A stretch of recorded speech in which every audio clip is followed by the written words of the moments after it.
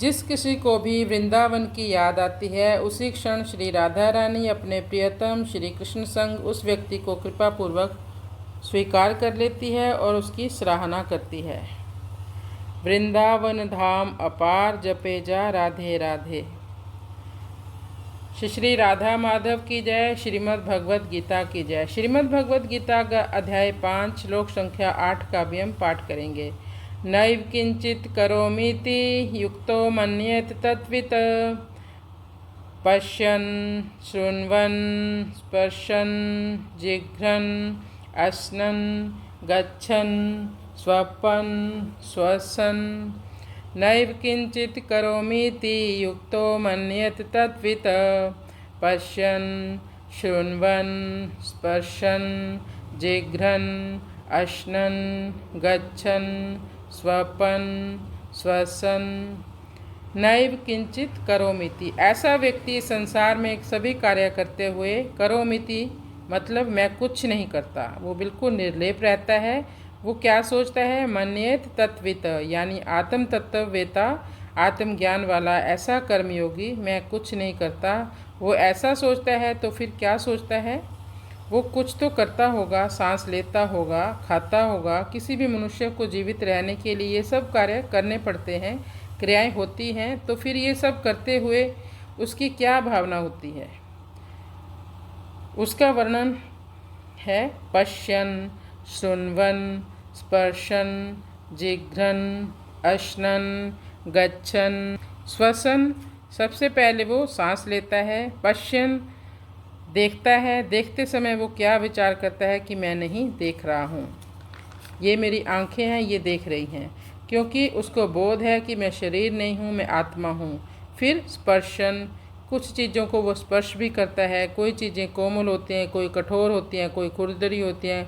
क्योंकि आत्मवेत्ता है, वो सोचता है देखो ये इंद्रियां इंद्रियों का स्पर्श कर रही हैं, मैं इनसे अलग हूँ। जिघ्रन, कुछ सूंघता भी है और वो सोचता है ये मेरी नाक सूंघ रही है, मैं तो नाक से अलग हूँ। ये मोगरा की गंध है, ये गुलाब की गंध है, तरह तरह की गंध सूंघता है, लेकिन कहता है कि मैं नहीं सूंघ रहा इनको तो नाक सूंघ रही है। शृण्वन, श्रवण भी करता है, तो उस समय ये मधुर ध्वनि है, ये कर्कश है, लेकिन मैं इनसे अलग हूँ क्योंकि मैं तो आत्मा हूँ। अश्नन, भोजन लेता है, उस समय भोजन स्वादु है, मीठा है, खट्टा है, कड़वा है, बहुत टेस्टी है। ये जब उसको फिर भी वो सोचता है कि भोजन मैं नहीं कर रहा हूँ, ये तो मेरा मुंह कर रहा है। तो गच्छन, कहीं जाता है एक स्थान से दूसरे स्थान पर, परंतु आत्मा चलती नहीं है। फिर वो कहता है कि मेरे पैर चलते हैं, मैं नहीं चल रहा हूँ। स्वपन, सोता है। श्वसन, सांस लेता हुआ। ऐसे इन सब क्रियाओं को करते हुए भी वो अपने को बिल्कुल अलग मानता है, क्योंकि वो अपने को आत्मा मानता है, आत्म स्वरूप में। विवेकशील ज्ञान योगी पहले ज्ञानेंद्रियां, कर्मेंद्रियां, अंतःकरण तथा प्राणों से होने वाली क्रियाओं को करते हुए भी मैं स्वयं कुछ भी नहीं करता हूँ, ऐसा मानता है। फिर उसको ऐसा अनुभव हो जाता है वास्तव में चिन्मय सत्ता मात्र में ना करना ना होना है। स्थूल, सूक्ष्म और कारण शरीर में होने वाली संपूर्ण क्रियाएं प्रकृति में ही होती हैं, स्वयं में नहीं। इसलिए स्वयं का किसी भी क्रिया से किंचित मात्र भी संबंध नहीं होता।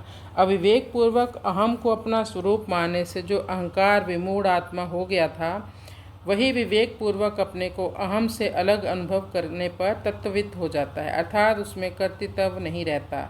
वह निरंतर चिन्मय तत्व में ही स्थित रहता है। अहंकार से मोहित होकर स्वयं ने भूल से अपने को कर्ता मान लिया तो वह कर्मों से तथा उनके फलों से बंध गया और 84 लाख योनियों में चला गया। अब अगर वह अपने को अहम से अलग माने और अपने को कर्ता ना माने, अर्थात स्वयं वास्तव में जैसा है वैसा ही अनुभव कर ले, तो उसके तत्ववित्त मतलब मुक्त होने में आश्चर्य ही क्या है। तात्पर्य है कि जो असत्य है वह भी जब सत्य मान लेने से सत्य दिखने लग गया, तो फिर जो वास्तव में सत्य है उसको मान लेने पर वैसा ही दिखने लग जाए, और इसमें क्या आश्चर्य है। वास्तव में स्वयं जिस समय अपने को कर्ता भोक्ता मानता है, उस समय भी वह कर्ता भोक्ता नहीं होता। शरीरस्थो अपि कौन्ते न करोति न लिप्यते। कारण कि अपना स्वरूप सत्ता मात्र है, सत्ता में अहम नहीं है और अहम की सत्ता नहीं है। इसलिए मैं करता हूँ, यह मान्यता कितनी ही दृढ़ हो, है तो भूल ही, भूल को भूल मानते ही भूल मिट जाती है। यह नियम है। किसी गुफा में सैकड़ों वर्षों से अंधकार हो तो प्रकाश करते वह तत्काल मिट जाता है। उसके मिटने में अनेक वर्ष महीने नहीं लगते। इसलिए साधक दृढ़ता से यह मान ले कि मैं करता नहीं हूँ, फिर यह मान्यता रूप से नहीं रहेगी, बल्कि अनुभव में परिणत हो जाएगी। जड़ चेतन का तादात्म्य होने से मैं का प्रयोग जड़ तादात्म्य रूप अहम के लिए भी होता है और चेतन स्वरूप के लिए भी होता है। जैसे कि मैं करता हूँ, इसमें जड़ की तरफ दृष्टि है, और मैं करता नहीं हूँ, इसमें जड़ का निषेध होने से चेतन की तरफ दृष्टि है। जिसकी दृष्टि जड़ की तरफ है, अर्थात जो अहम को अपना स्वरूप मानता है, वह अहंकार विमूढ़ आत्मा है, और जिसकी दृष्टि चेतन अहम रहित स्वरूप की तरफ है, वह तत्वविद है। जब साधक वर्तमान में मैं स्वयं कुछ भी नहीं करता हूँ, इस प्रकार स्वयं को अकर्ता अनुभव करने की चेष्टा करता है, तब उसके सामने एक बड़ी समस्या आती है।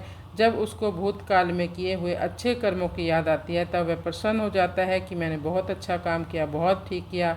और जब उसको निषिद्ध कर्मों को याद करता है वो अपने, तब वह दुखी हो जाता है कि मैंने बहुत बुरा काम किया, बहुत बड़ी गलती कर दी। इस प्रकार भूतकाल में किए गए कर्मों के संस्कार उसको सुखी दुखी करते हैं।